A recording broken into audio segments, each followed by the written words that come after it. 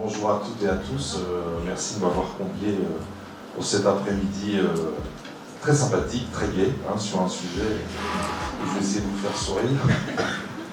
Non, si je voulais vous faire sourire, je vous dirais juste que depuis 15 ans, on a toujours le même temps de travail, le temps de parole, et il y a toujours plus de choses à dire. Et puis c'est surtout que on m'exprime devant des gens qui m'ont déjà entendu je ne sais pas combien de fois, donc on est obligé un peu de se renouveler parce que sinon ils vont croire que c'est le vieillissement précoce qui arrive. Alors voilà, pour un juriste, évidemment, on ne peut pas parler de fin de vie sans parler de la mort. Et vous voyez, je suis venu avec 2 codes civils parce qu'il y a 2 éditions différentes. Le mot mort est autant dans le code civil que le mot décès. 50 fois le mot mort, 50 fois le mot décès. Il y avait un magistrat de la Cour de cassation qui me disait la dernière fois, la mort c'est pour les animaux, pour les personnes on dit qu'on décède. Vous voyez, il y a autant de fois le mot mort que le mot décès, mais c'est vrai qu'on préfère quand même dire le décès pour les personnes. On connaît bien le droit du décès ou le droit de la mort, ça produit de nombreux effets juridiques. La fin du mariage, la fin du pax, c'est l'ouverture de la succession. Enfin voilà, c'est un très beau sujet la mort. Mais à la fin de vie, c'est relativement récent. Un notaire me disait l'autre jour, on travaillait sur l'individualisation de la mesure de protection juridique, et je lui demandais s'il pratiquait le mandat de protection future. Et il me disait, quand j'ai commencé mon métier il y a 25 ans, on n'osait pas parler de la mort à ses clients. On n'osait pas leur dire, est-ce que vous avez prévu de rédiger un testament? Aujourd'hui, 25 ans après, c'est très facile de parler de la mort avec ses clients.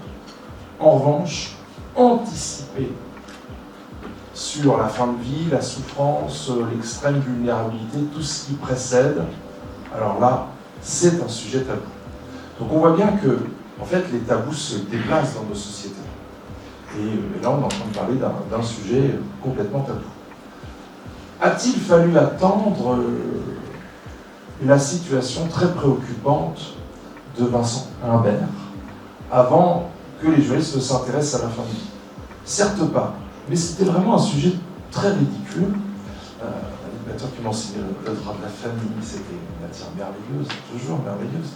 Vous avez appris à distinguer le mariage posthume du mariage en fin de vie. Voilà. C'est vrai qu'on ne disait pas trop en fin de vie, on disait in momentis extremis vitae, au moment extrême de la vie.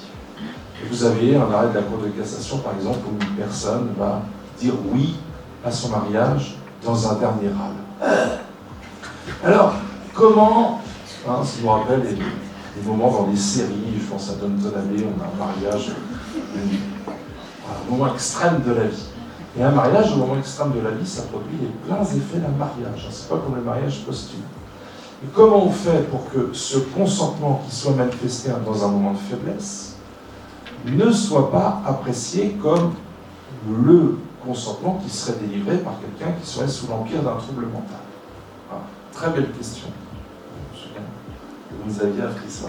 Et à ce moment-là, le juge, il remonte en arrière et il regarde si ce consentement a du sens.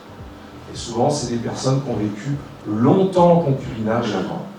Et donc, finalement, ce dernier râle va avoir du sens par rapport à ce qu'a vécu la personne. Alors, je pense que ce sont des éléments qu'il ne faut pas laisser complètement oublier quand on aborde la question de la fin de vie. Alors, la fin de vie, en matière médicale, oui, il y a un cadre juridique, comme Nathalie Havas m'invite à le préciser. En réalité, quand il est arrivé dans la loi du 22 avril 2005, eh bien, il était là pour résoudre une lacune. C'est la loi du 4 mars 2002, la grande loi Kouchner, qui avait décidé, loi démocratie sanitaire, de dire que le patient allait véritablement prendre les décisions médicales avec le médecin. Oui, mais on n'avait pas envisagé le cas où il refuse. Et le cas où il refuse au risque de mort. On n'avait pas envisagé cette situation-là. Et donc, à la suite de l'affaire de Vincent Humbert, et on a fait une loi du 22 avril 2005 qui a été votée à l'unanimité, ce qui cache beaucoup de choses, parce que pour beaucoup c'était un maximum, alors que pour d'autres c'était que le début d'autre chose. Ce n'était que finalement plus de droits qui allaient advenir. dans cette loi, on a cloisonné plusieurs cas de figure. Le patient qui peut s'exprimer, qui n'est pas en fin de vie, le patient qui peut s'exprimer, qui est en fin de vie, le patient qui ne peut pas s'exprimer et qui est en fin de vie. Et donc, à partir de là, la loi a ajouté un nouvel instrument que sont les directives anticipées. Dans la loi du 22 avril 2005, on avait déjà la personne de confiance dans la loi du 4 mars 2002, et cette loi a voulu les hiérarchiser en disant que les directives anticipées l'emportent sur le témoignage, même si à cette époque c'était plutôt un avis de la personne de confiance. Y a-t-il véritablement une hiérarchie dans un rapport en 2008? Eh bien, Jean Livetti nous a dit que non. Répondant à un philosophe qui lui posait directement la question, il lui a dit non, il faut que le médecin écoute l'ensemble des éléments avant de se faire lui-même une conviction. C'est pas si facile, vous voyez, d'aborder en droit avec froideur, finalement, tous ces mécanismes qui sont relativement récents. Il y a un droit à la fin de vie, oui, aujourd'hui, clairement, qui a été posé par la loi du 22 avril 2005 et qui a été repensé par la loi du 2 février 2016 et qui sera repensé sans doute à nouveau prochainement. Ce droit, ce sont un certain nombre de règles dont il est difficile d'avoir une vision générale. On a l'impression évidemment ce sont des fragments. Et si on veut les classer avec un petit peu, comment je peux dire, de sens, finalement vous avez des règles qui renvoient à l'éthique médicale, mais on a voulu que les règles du code de déontologie remontent dans la loi. On a voulu un peu durcir ce cadre juridique, et puis de l'autre, on a donné des instruments à la question de l'angoisse de chacun, de mourir et de souffrir avant de mourir. Alors, cadre juridique, expression de la volonté, c'est peut-être pas si clair que ça. Parce que quand on reprend les textes du Code de la santé publique et qu'on regarde le plan, oui, vous avez l'expression de la volonté, mais ce cadre juridique, il n'est pas dans les principes généraux, il est dans les droits des malades, dans les droits des patients. Et en fait, cela fait vraiment référence à une tendance qui est assez forte depuis 20 ans, vous soulignez, une grande hauteur de vue, c'est que l'autonomie, on en parlait déjà dans le 4 mars 2002, je crois que c'est la première fois qu'on en parle, l'autonomie a véritablement connu un grand essor dans notre législation actuelle. Nous avons un législateur qui aime bien distribuer des droits subjectifs et qui, avec beaucoup de difficultés, pose des limites. Il ne se sent pratiquement plus le courage de poser des limites. Donner un certain nombre d'exemples sur le changement de nom, le changement de sexe, le divorce. On voit bien que finalement, la liberté individuelle, la question de faire un peu ce qu'on veut de sa vie, que tout finalement qui était autrefois du domaine de l'institution est aujourd'hui du domaine, peut-être pas du droit au bonheur, mais finalement d'un cadre juridique qui doit correspondre à ma vie. J'ai tellement de contraintes économiques, j'ai tellement de contraintes d'un autre ordre, alors il ne faut plus que je puisse avoir à supporter ces contraintes d'un autre temps. Et donc on voit bien que quand la loi est réécrite, elle est réécrite sans embâche, dans la volonté toujours de donner de nouveaux droits, clairement. Et vous avez ce qu'on appelle une sorte d'effet cliquet, c'est-à-dire qu'on revient quasiment jamais en arrière. Donc à chaque fois qu'on avance, on ne reviendra pas en arrière au coup d'après. Il y a un certain nombre de points qui ont été abordés, et peut-être que les questions les plus difficiles sont celles-là.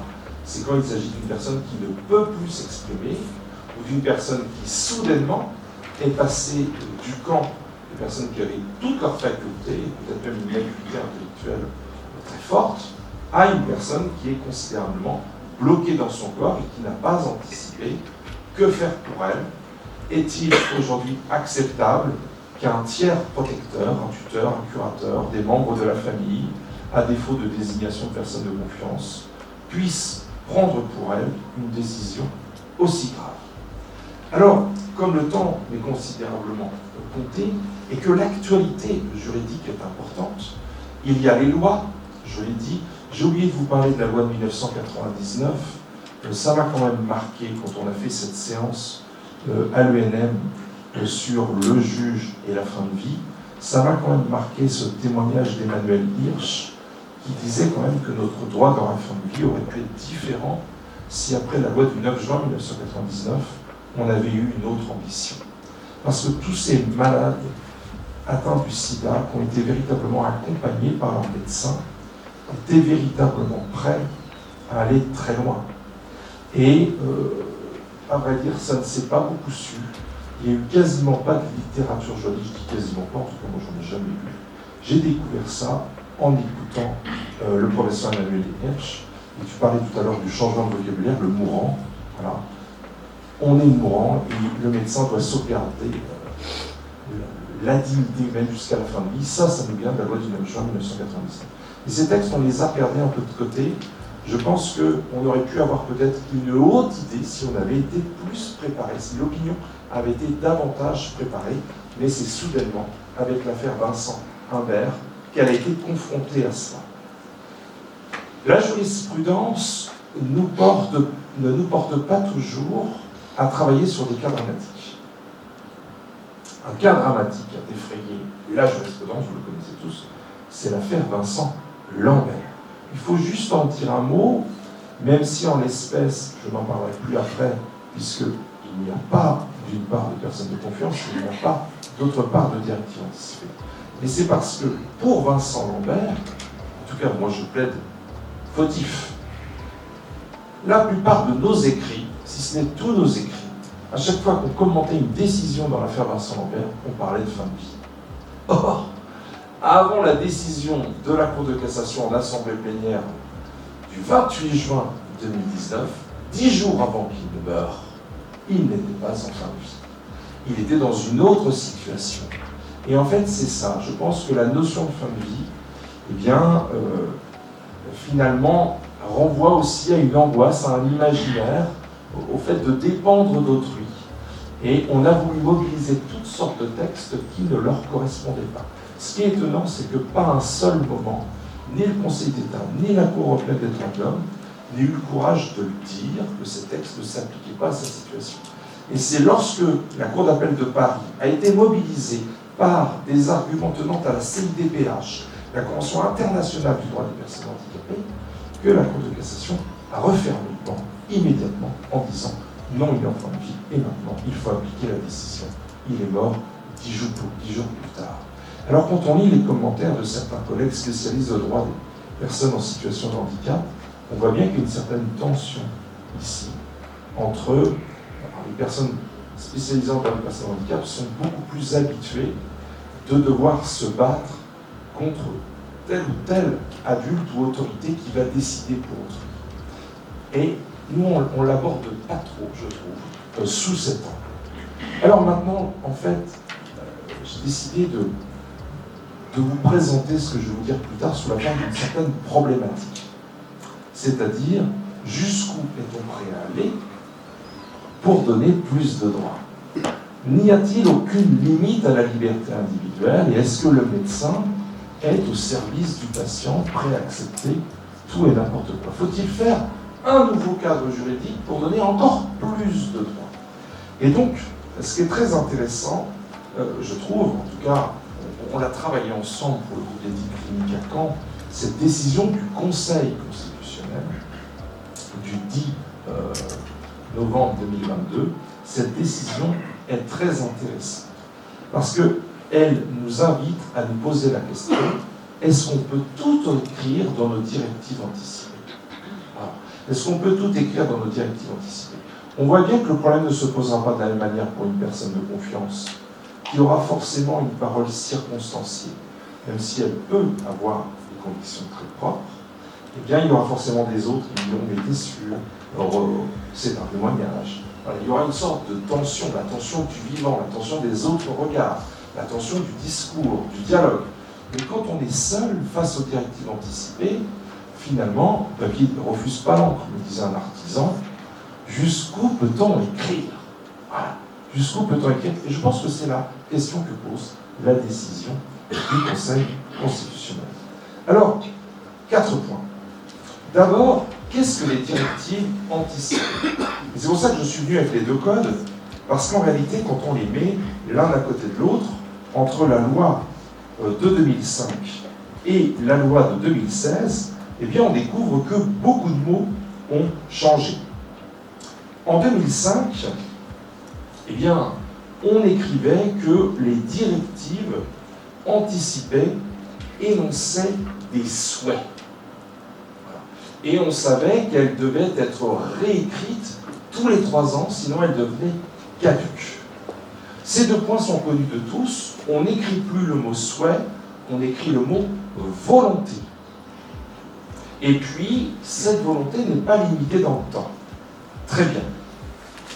Ce qui est moins évident, en tout cas ce que j'ai découvert, c'est l'objet de cette volonté. En 2005, on avait envisagé que des souhaits relatifs à sa fin de vie, concernant les conditions de la limitation ou l'arrêt de traitement. Souvent, je préfère parler de l'AT. Voilà. Limitation ou arrêt de traitement. Eh bien, en 2016, et on continue de parler de l'AT, quand on est médecin, on ne devrait plus, parce que finalement, on envisageait les choses d'une manière beaucoup plus large. On vous dit la volonté en ce qui concerne les conditions de la poursuite, de la limitation, de l'arrêt ou du refus de traitement. On introduit le mot poursuite. Et ça, si vous voulez, ça change tout.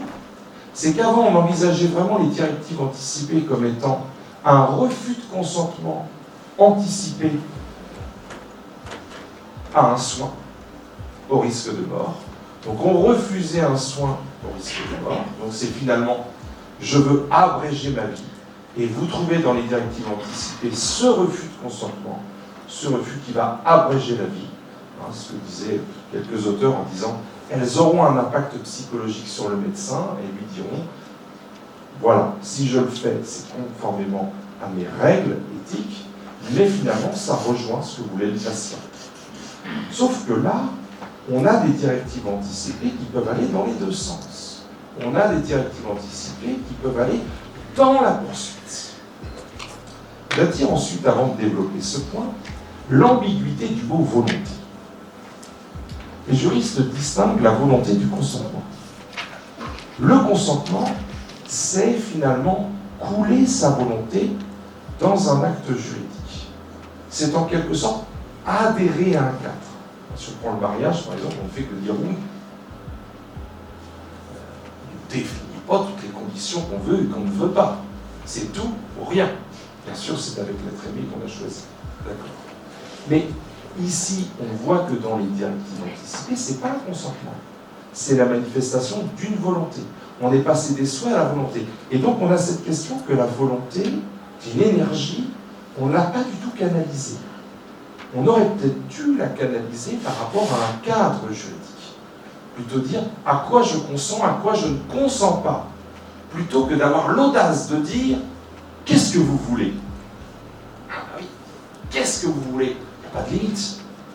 Alors qu'en fait, on aurait peut-être pu pouvoir dire il y a un consentement, il est possible, il y a peut-être des options.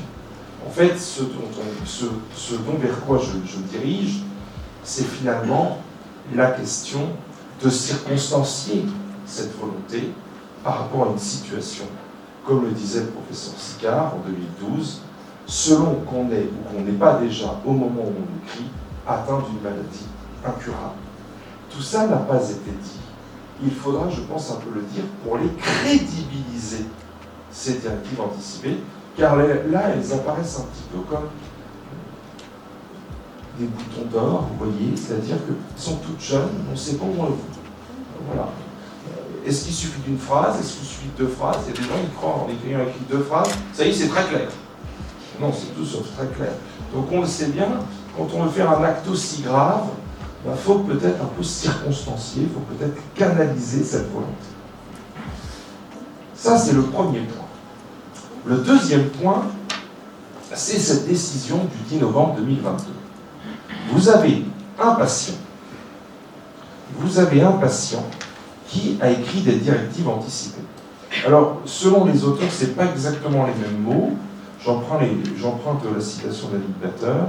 Il avait demandé que l'on continue à me maintenir en vie, même artificielle, dans le cas où j'aurais perdu définitivement conscience et où je ne pourrais plus communiquer avec mes proches. Voilà. En clair, ce n'est pas des directives anticipées anti-Vincent Lambert, dont on a beaucoup parlé en GEC, parce que j'ai toujours dit à titre personnel que c'était les seules directives anticipées que je trouvais assez faciles. Je ne veux pas être dans la situation prolongée de Vincent Lambert, parce que si on écrit ça en 2 phrases, les gens vont comprendre. Voilà. On n'a pas besoin d'être beaucoup plus long parce qu'on a un cas très pratique. Et là, c'est le contraire. C'est que même si je suis dans cette situation, il faut y aller. Il faut maintenir ma vie. Il faut qu'elle soit maintenue. Très bien. Et ces directives anticipées n'ont pas été respectées par le corps médical. Alors, il est vrai que les textes ont changé. Quand on a mis en 2016 le mot volonté, on a dit que ces directives anticipées s'imposent aux médecins. Mais on a mis une limite. On a mis une limite, et c'est cette limite qui a été retenue par les médecins à Valenciennes, et la famille, eh bien, a fait un référé liberté devant le tribunal administratif, puis il y a eu un recours devant le Conseil d'État où on a posé une question prioritaire de constitutionnalité pour reprocher au texte, finalement, de ne pas donner assez de garanties aux malades au regard des droits fondamentaux. Et donc le Conseil constitutionnel a accepté de se positionner sur ce texte, sur la question des limites à la force obligatoire des directives anticipées, et il a accepté de le faire, et il ne le fait qu'une seule fois, car dans une question prioritaire de constitutionnalité, il n'y reviendra jamais. Alors, son raisonnement est assez implacable, assez rapide, en 4 étapes. On peut les reprendre les unes après les autres. D'abord, il dit, ce qui est assez fréquent, qu'il ne lui appartient pas de se substituer au législateur. Voilà. Donc finalement, s'il y a un arbitrage, des limites qui sont posées par la loi, ce n'est pas à lui, eh bien, d'apprécier leur opportunité. Ensuite, il se pose la question, est-ce que ces limites, c'est-à-dire le fait d'écarter les directives manifestement inappropriées ou non conformes à la situation médicale du patient, est-ce que cette limite est imprécise, ambiguë? Non, répond le Conseil constitutionnel. Ah, non. Pourquoi? En quoi ne sont-elles pas imprécises? En quoi ne sont-elles pas ambiguës? On ne sait pas. Alors, c'est pas tant finalement, on sait très bien que quand on pose une limite, on va renvoyer un pouvoir souverain d'appréciation. Notre Code de la santé publique fourmille de notions comme ça qui sont standards et qui éveillent pour le professionnel de santé quelque chose de beaucoup plus précis que quand on n'est pas médecin. Et donc, c'est ce qu'on appelle une délégation de pouvoir. Au regard de l'éthique médicale, pour un médecin, c'est tout sauf imprécis. Pour un médecin, c'est tout sauf ambigu. Ça renvoie à une grille d'analyse qui est partagée par les sociétés savantes et qui fait l'objet de la part des sociétés savantes de propositions plus précises, en tout cas, que lorsqu'on n'est pas médecin, on peut en dire un mot. Le Conseil constitutionnel ne s'arrête pas là. Finalement, il trouve que le dispositif est satisfaisant dans la mesure où la décision n'est pas prise seulement par un médecin, mais dans le cadre, dit-il, d'une procédure collégiale. Alors on sait très bien que le cadre de la procédure collégiale a changé en 2016. Il ne s'agit pas en réalité d'une procédure collégiale, il s'agit d'une procédure collégiale, mais il ne s'agit pas d'une décision collégiale. Il faut faire très attention, souvent pour les gens, c'est ambigu. C'est une décision d'un médecin, mais qui est prise après en avoir discuté en collégialité, et notamment avec un médecin indépendant. Mais en définitive, je me souviens souvent des paroles de Gérald Viquenel qui disait « Je prends cette décision en responsabilité et en conscience, c'est ma décision ». Donc cette décision, elle est toujours personnelle à un médecin. Dernier point, c'est le considérant numéro 15, la question des recours. Une fois que le médecin a pris cette décision, il y a toujours la possibilité de recours. Alors tout cela est parfaitement dit, mais voilà, il me manquait un autre élément que je n'avais pas signalé au GEC la dernière fois, c'est la question de l'ambiguïté, en tout cas du double objet des directives anticipées. Où je limite, où je poursuis. Il y a un deuxième point qui est important et qui apparaît en filigrane dans la décision du Conseil constitutionnel, c'est de dire, dans le cas où est prise une décision de limiter ou d'arrêter un traitement de maintien en vie, au titre du refus de l'obstination déraisonnable. Et ça, c'est capital, parce que c'est le seul texte qui va véritablement faire référence au cadre. Et ce cadre, il est important. Il était autrefois dans l'article L 1110-4. Il a basculé maintenant dans l'article 1110-5-1. Et quand on lit ce texte, on s'aperçoit que le médecin ne fait pas ce qu'il veut. Le médecin a un propre cadre. Ce cadre, c'est de ne jamais prendre une décision qui va heurter l'obstination déraisonnable, qui va maintenir artificiellement la vie. Et donc, ça veut donc dire que ce cadre est objectif, en tout cas il essaye d'être objectivé par les sociétés savantes, c'est un standard. Je ne dis pas que la ligne est nette, j'accepte la grosse épaisseur du trait, on est d'accord. C'est comme maintenant, on a le droit avec le code de la route de franchir la ligne continue du moment qu'on ne la franchit pas complètement. On peut dépasser un cycliste en franchissant, mais juste donc, n'importe pas cadre. Donc on voit bien que, oui, sécurité avant tout. Donc on peut avoir la possibilité, oui, d'être sur l'épaisseur du trait, on sait bien exactement où c'est pas, mais pour un médecin, ça sera toujours plus net que pour vous. Et ce qu'on apprend par cette décision, c'est que par la volonté seule des directives anticipées, on ne peut pas dire au médecin allez au-delà de la limite, allez au-delà du cadre, faites ce que je veux, ma volonté est toute puissante. Voilà.